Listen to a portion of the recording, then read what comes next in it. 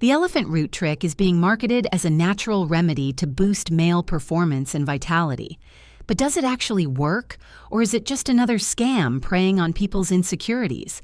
Let's take a closer look. First, let's examine customer reviews.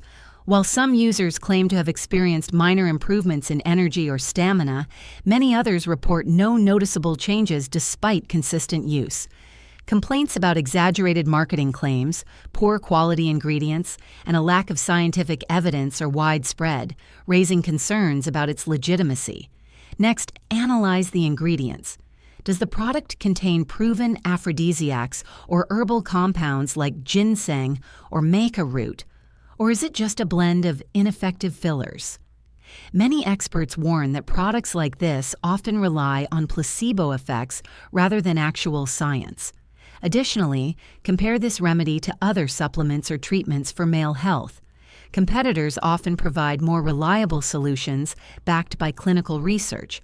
Finally, always consult with a healthcare professional before trying any new supplement, especially one making bold promises about sensitive health issues. If this review helped you decide whether the elephant root trick is worth trying, don't forget to like the video and subscribe to the channel for more honest reviews.